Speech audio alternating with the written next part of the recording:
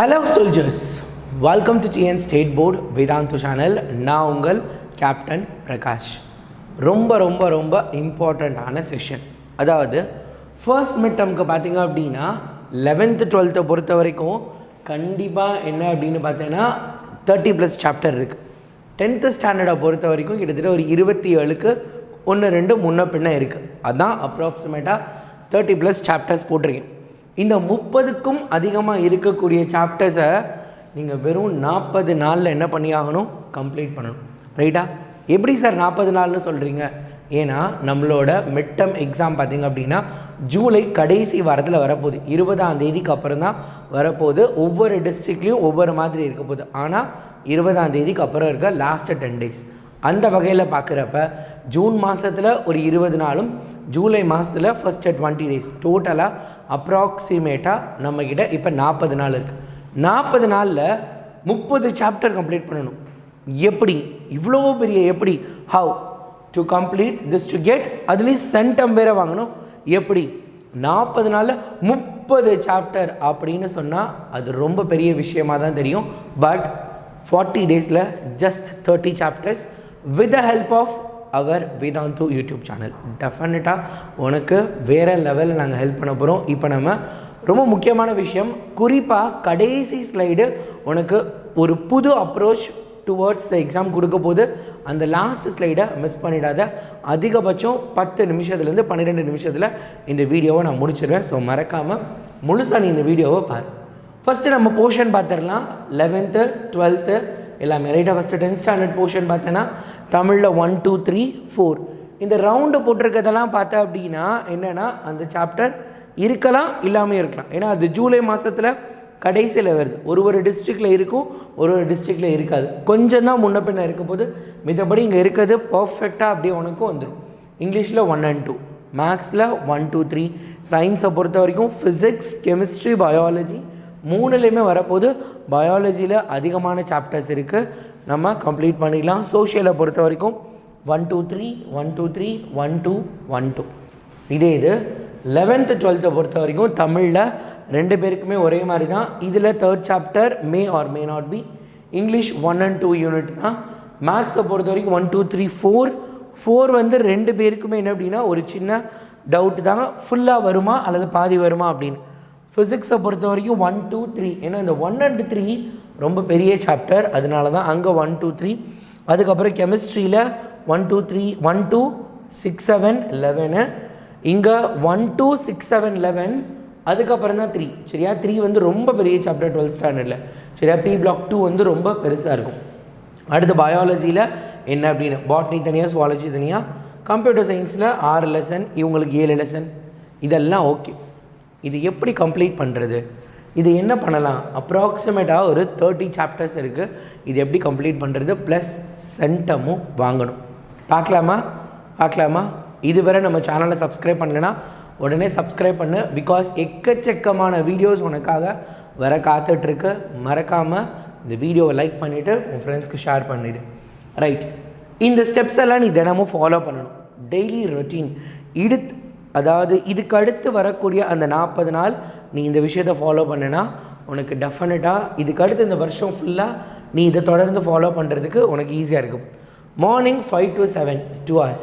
ஒரு சிலருக்கு school timing மாறலாம், அது வந்து நீ முன்ன பின்னா கொஞ்சம் அட்ஜஸ்ட் பண்ணிக்கோங்க. அடுத்து ஈவினிங் 6:30, ஸ்கூலும் சீக்கிரம் விடலாம் லேட்டாக விடலாம். 6:30 to 9:30, அதுக்கப்புறம் 10 to 11:30. ஸோ பார்த்தீங்கன்னா 2 hours, ஒரு 3 hours, இங்கே ஒரு 1.5 hours. அதுக்கப்புறம் ஸ்கூலில் நீ ஒரு 8 hours இருக்க போகிற. ஸ்கூலில் 8 hours நம்ம ஒன்றும் கதை பேசிகிட்டு இருக்க போகிறோம், பாடத்தை கவனிக்க போகிறோம். That is very important. இந்த டைம் வந்து எங்கள் கூட நீ இருப்ப, ஐ அக்செப்டட். ஸோ அரவுண்ட் 14.5 hours டோட்டலாக, அப்ராக்சிமேட்டாக 15 மணி நேரம்.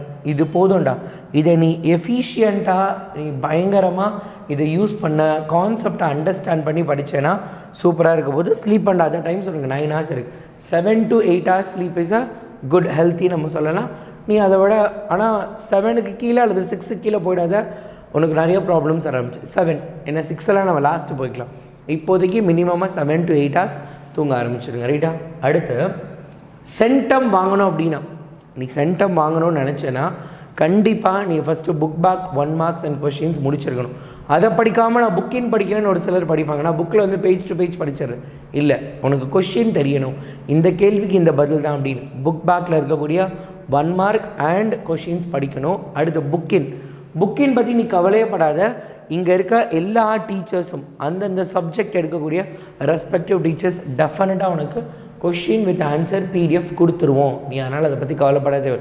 புக்கின் கொஷின் எங்கே போய் படிக்கிறது, நாங்கள் எந்த கைடை ரெஃபர் பண்ணுறது, இதெல்லாம் நீ கவலைப்பட தேவையில்லை. Vedantu will definitely launch it, உனக்கு சூப்பராக கொடுத்துருவோம்.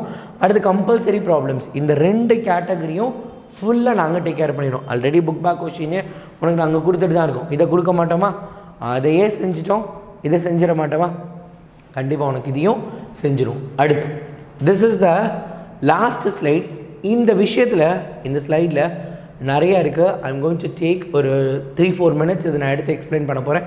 கவனமாக கவனி. This is the very important slide of this video. இந்த வீடியோவோட மிக முக்கியமான ஸ்லைடு என்ன அப்படின்னா அது இதுதான். அதனால் அதை கவனமாக கவனி. என்ன அப்படின்னா, நீ சென்டம் வாங்கணும் அல்லது ஃபர்ஸ்ட் மிட் டர்ம் எழுதணுனாலே நீங்கள் எல்லாருமே ஃபஸ்ட் டைம் எழுத போகிற எக்ஸப்ட் 12th. ஏன்னா 12th படிக்கிறவங்களுக்கு 11thலேயே தெரிஞ்சிருக்கும் எப்படி இருக்கும் அப்படின்றதுலாம். நீ 9th பார்த்ததுக்கும் 10th பார்த்ததுக்கும் வித்தியாசமாக இருக்கும்.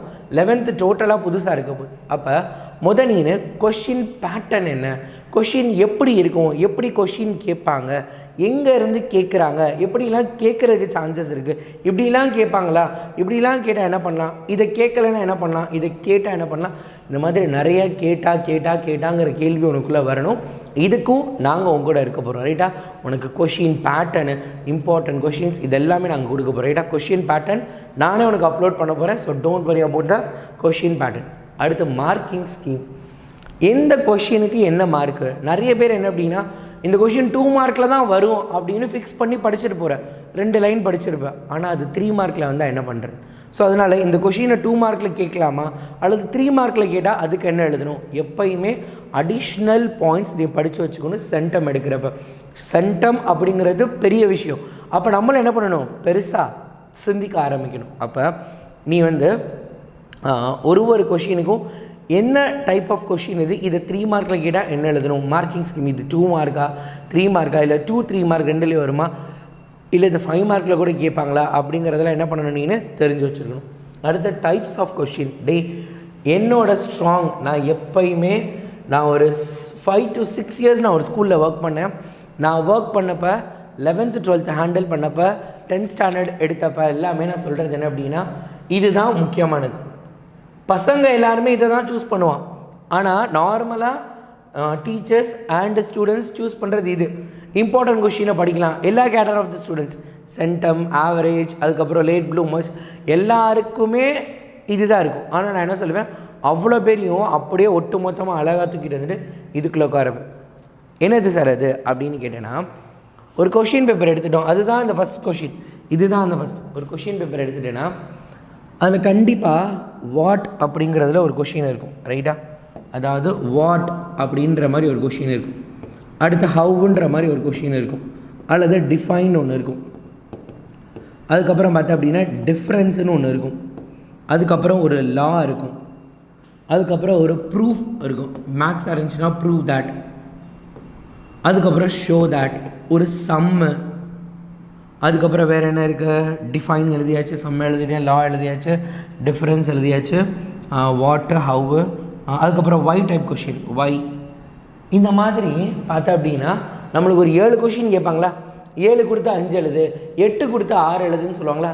இதுதான் அந்த 8 கொஷின், இதுதான் அந்த 7 கொஷின். நிறைய பேர் என்ன பண்ணுவாங்க அப்படின்னா, இப்போ பார்த்தீங்கன்னா கெமிஸ்ட்ரி எடுத்துக்கலாம். கெமிஸ்ட்ரி ஃபார் எக்ஸாம்பிளுக்கு நம்ம 3 பேர்கிட்டையுமே கெமிஸ்ட்ரி இருக்குல்ல, 10th 11th 12th. இப்போ பாரு, இங்கே கெமிஸ்ட்ரியில் எத்தனை இருக்குது? 2 சாப்டர் இருக்குது. இங்கெல்லாம் கெமிஸ்ட்ரியில் பார்த்தீங்கன்னா வலுவாக இருக்குது நம்மளுக்கு. இங்கே ஒரு 5 லெசன், இவங்களுக்கு ஒரு 5 சாப்டர் இருக்குது. நம்ம பசங்க எல்லாருமே என்ன டிஃபிகல்ட்டியாக ஃபீல் பண்ணுவாங்க அப்படின்னா, ஏதாவது ஒரு சாப்டர் கஷ்டமாக இருக்குதுன்னு ஸ்கிப் பண்ண பார்ப்பான். ஆனால் நீ இந்த மெத்தடில் படிக்கிறப்ப நீ ஸ்கிப் பண்ணுற லெசன் கூட வந்துடும். ஃபார் எக்ஸாம்பிளுக்கு 11th 12th கெமிஸ்ட்ரியில் ஆர்கானிக் ஃபுல்லாக பசங்க பயப்படுவாங்க. அப்போ ஆர்கானிக்கில் இன்கேஸ் நீ வந்து அந்த லெசன் அப்படியே ஸ்கிப் பண்ணிட்டேன்னு வச்சுக்கோ, ஒரு டிஃப்ரென்ஸ் கொஷின் இருக்குது, அந்த லெசன்லேருந்து கேட்குறாங்க. நீ அந்த லெசனை படிக்கணும்னு நினச்சா கஷ்டம். ஆனால் நான் சொல்கிற மாதிரி ஆல் டிஃப்ரென்ஸ் கொஷின், ஏன்னா நான் அப்படி தான் கொடுக்க போகிறேன், நாங்களும் அப்படி தான் கொடுக்க போகிறோம். உனக்கு என்ன அப்படின்னா ஒரு பிடிஎஃப்ல புக்கில் இருக்க எல்லா டிஃப்ரென்ஸ் கொஷினும் மிட் டேர்ம் டெஸ்ட்டோட போர்ஷனில் இருக்க எல்லா டிஃப்ரென்ஸ் கொஷினையும் ஒன்றா கொடுத்துரு. அப்போ மொத்தத்துக்கே பார்த்தீங்கன்னா புக்கில் ஒரு 6லேருந்து 7 டிஃப்ரென்ஸ் கொஷின் இருக்கும் மிட் டேர்ம் டெஸ்ட்டை பொறுத்த வரைக்கும் பேஸ், அல்லது 10 இருக்குன்னே வச்சுக்கலாம். அப்போ டிஃப்ரென்ஸ் கொஷின் ஒன்று கேட்டால் அந்த 10லேருந்து தானே வரப்போகுது. 10 கொஷின் படிக்க முடியாது நம்மளால், 10 கொஷின் படிக்க முடியாது. ஆனால் மொத்தமாக பார்த்தோன்னா இதில் ஒரு 10, இதில் ஒரு 10, இதில் ஒரு 10, அப்படி பார்த்தா ஒரு 100-150 கொஷின் படிச்சிருவோம். ஒரு எக்ஸாம்பிளுக்கு சொல்கிறேன். ஆனால் 150 கொஷின் உன்ட்ட படிடான்னு சொல்லி கொடுக்குறதுக்கும் டே டிஃப்ரென்ஸில் ஒரு 10 கொஷின் படிச்சிடா, லாவில் ஒரு 8 இருக்குடா, அந்த 8 லா படிச்சிடா, அதுலேருந்து ஒன்று வந்துடும். ஈஸியாக இல்லை. This is the trick to cheat our brain. நம்ம பிரெயினை நம்ம சீட் பண்ணுற விதம், நம்மளே நம்மளுக்கு வந்து ஒரு மாயையை க்ரியேட் பண்ணுறது. ஸோ இந்த மாதிரி படிக்கிறப்ப அப்போ டிஃப்ரென்ஸ் கொஷினை ஃபுல்லாக தனியாக படிக்கிறது, டிஃபைனை ஃபுல்லாக எழுதணும். இதில் புக் பேக் புக்கின் ரெண்டுமே வந்துடும். அப்போ எல்லா பசங்களும் எல்லா விஷயத்தையும் படிச்சிருவான். புக் பேக்கும் சரி புக்கினும் சரி சூப்பராக படிச்சிருவாங்க. அப்போ கவலையே இல்லையா? அப்போ இந்த மெத்தட் இஸ் ஆல்வேஸ் ஒர்க்ஸ். இது ரொம்ப சூப்பராக ஒர்க் ஆகிருக்கு. நான் இதை அந்த 6 இயர்ஸ் நான் ஒர்க் பண்ணப்போ என்னோடய டாப்பர்ஸில் இருந்து லேட் ப்ளூமர்ஸ் வரைக்கும் எல்லாரையும் இந்த மெத்தடில் தான் நான் படிக்க வைப்பேன்.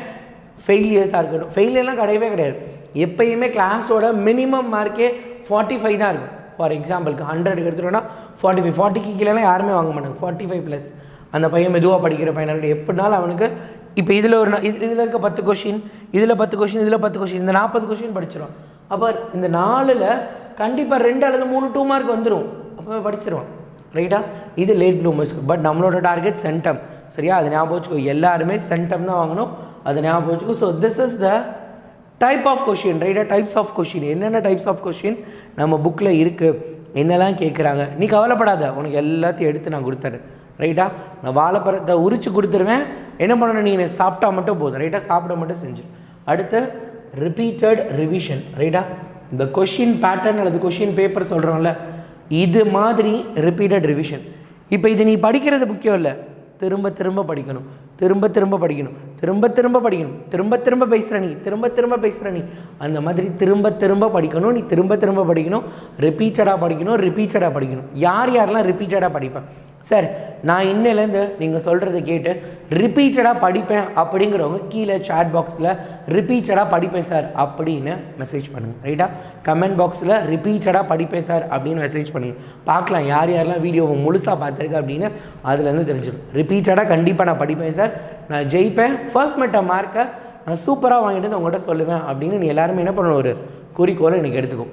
So repeated revision, we are going to do the repeated revision அப்படி உன் மைண்டில் எப்பயுமே ஞாபகம் வச்சுக்கோ. மாசா கெத்தா வேறு லெவலில் தட்டி தூக்குறோம். ஃபர்ஸ்ட் மெட்டமை தட்டி தூக்கலாமா? மாஸ் பண்ணுறோம். ஓகே? உன்னால் முடியாட்டி யாரால் முடியும்? If you can't then who can? உன்னால் முடியாட்டி யாரால் முடியும்? எப்பயுமே அதை உன் மைண்டில் ஃபிக்ஸ் பண்ணி வச்சுக்கோ. டெஃபினட்டாக நம்ம மாஸ் பண்ண முடியும். Okay? Tata, bye bye, see you.